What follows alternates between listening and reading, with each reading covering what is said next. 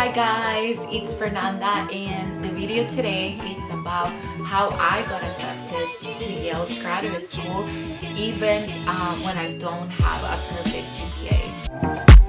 Every time I get a bit excited, I feel it. Ooh, who would have thought I'd get you? So this is an example for you guys to let you know that you don't have to be a perfect student to get accepted. Like, they actually want people, people that have the drive, the passion, and they think they're gonna be a good fit for the research labs or like the community overall.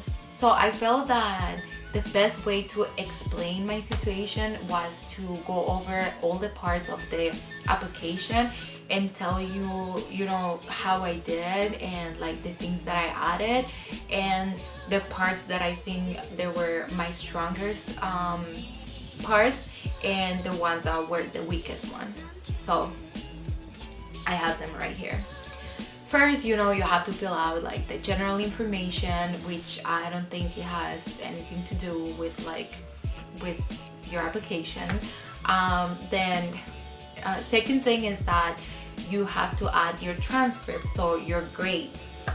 So this is like, I don't want to say it was like one of my weakest one, but okay, overall my GPA first, I'm sorry, I went to a community college first and then I transferred to a four-year college. So I had two GPAs. And when I transferred, my GPA started from 0. So my GPA when I went to a community college was almost 4.0. It was 3.94.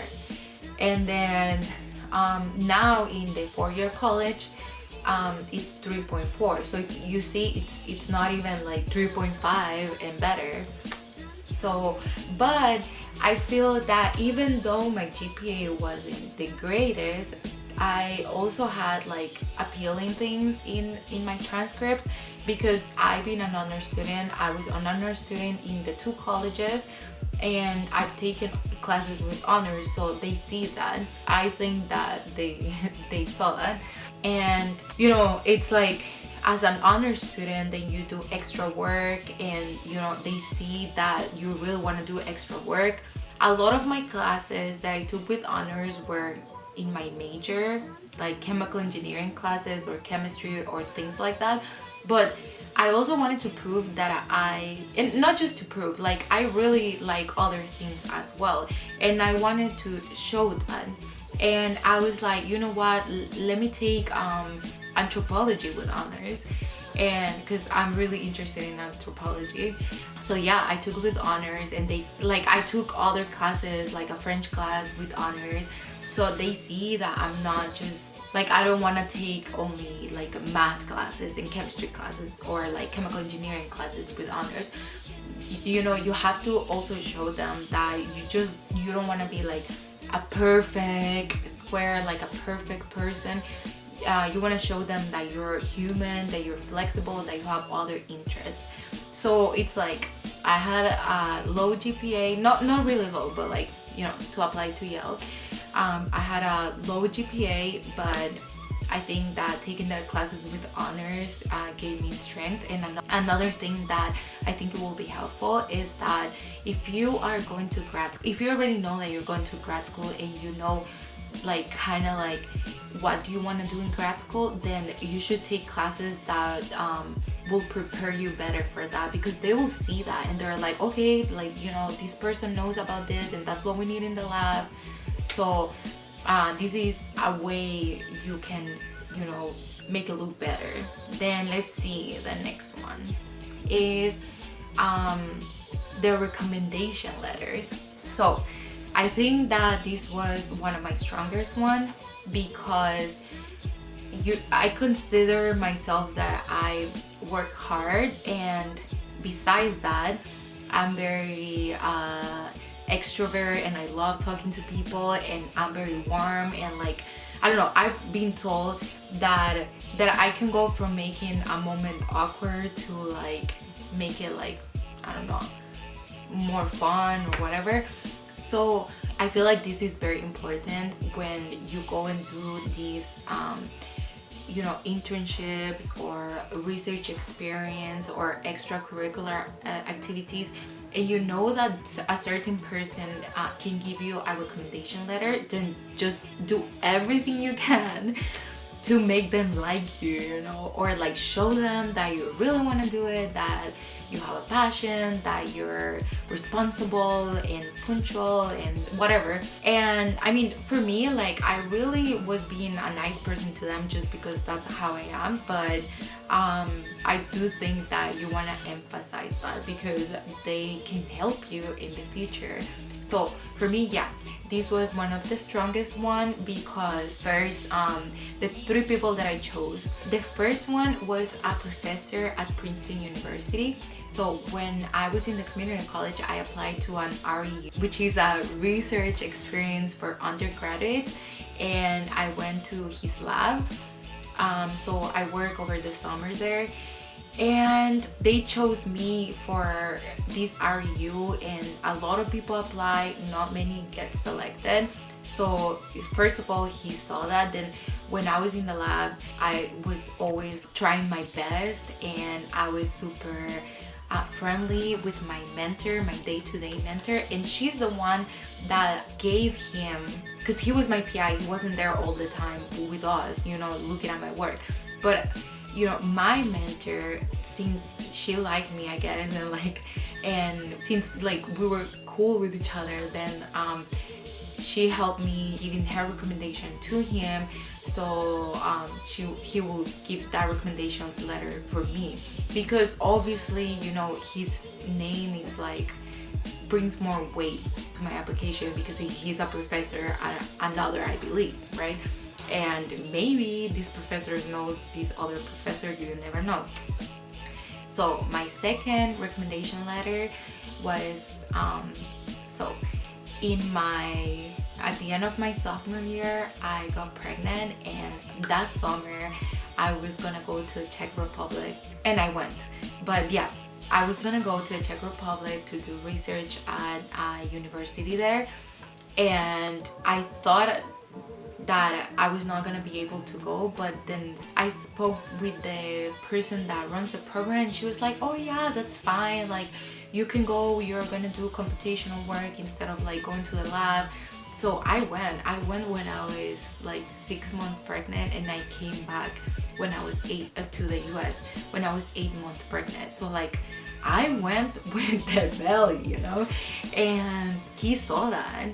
So I think that he saw that I actually wanted to be there, that I take my career seriously, I take advantage of opportunities, and obviously he saw also my results and how I did in the lab, but overall I was also very friendly with him, and he was one of my recommendation letters.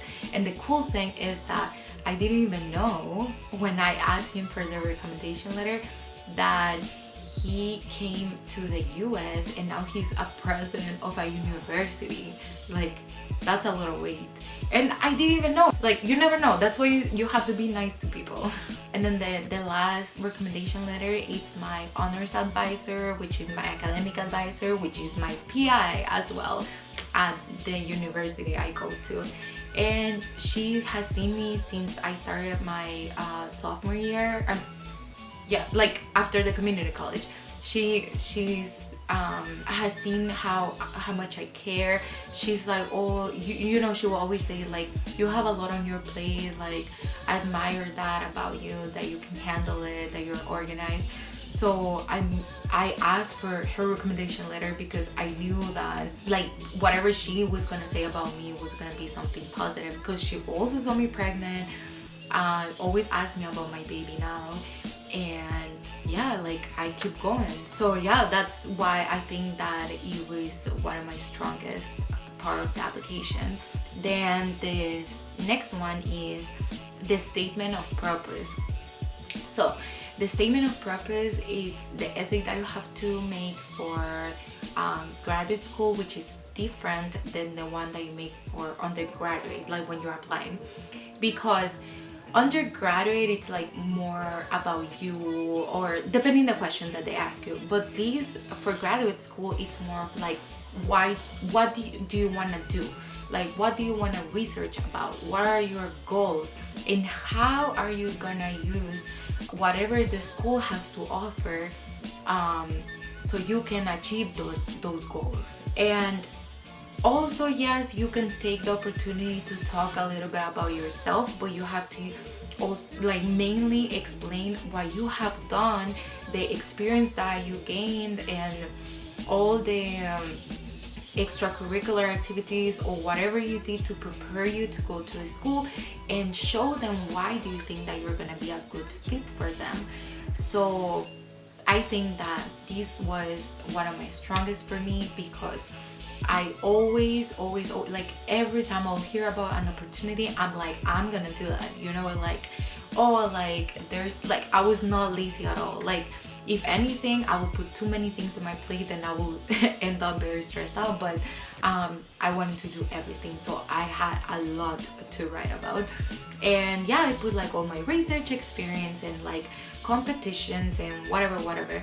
And oh, also, yeah, I wanted to touch on this, that if you want to explain something, like you didn't study for like a year, or you don't have like a perfect GPA, or whatever you want to explain, so you have the opportunity to do it there. Like, I read a book that it said that you shouldn't, like, you know, get into detail and be like, oh, but this is the reason and this and that, and like, I don't, you know, like, just kind of like mention it, say why, what was the reason, and move on, you know. So this is what I did. I was like, you know, like, I was pregnant, I had a baby, and I kept studying. Like, I never stopped. I went to like class on Friday, and on Monday was my due date. So and then I came back after like 2 weeks after I gave birth. So I was like, you know, it was difficult for me to keep my grades, so that's why they went down a little bit. But you know, I explained, like, okay, I had a baby, I didn't have a lot of time, you know, so my grades were not the best that semester, but then like they went back up, and you know the reason why next. So I think that helped me. And then yeah, overall, I just put in a high note, like, you know, this is what I want to do, this is my passion, like all of the things that I've done, like they go towards my goals. And I think they saw that, and that helped me a lot. And the last one is your GRE scores. The GREs, the GREs, it's, you know, a standardized test that you have to take. And if you have to take the TOEFL, or if English is your second language, or another exam, you know. These standard, you know, those tests. I have mixed feelings, because I've met a lot of people that they're super smart, and they don't do well in exams like this. Even for me, like my GRE scores, I think that was one of my weakest parts of the applications, because I did kind of average. I did a little bit higher than average, but I'm not gonna lie, like it was average. And I felt so weird, because I mean, I'm very good at math. Like I being a tutor, and even in the practice exams, I did super well. And I was like, oh yeah, like I'm gonna nail this. And no, I didn't. But don't worry too much about it. Like you saw, you have the other parts of your application that can help you. So overall, honestly, like they just want to see that you're gonna be a good fit for their program. They want to see your passion, your drive, and that everything that you have done, you knew that it was gonna be helpful for graduate school. And don't get stressed out if you don't get accepted to an Ivy League school, or like the school of your dreams. There's other universities that are good enough as well. So I wish you the best of luck. If you like this video, then give it a thumbs up, and please don't forget to subscribe. If you want to help me, I will really appreciate it. Thank you.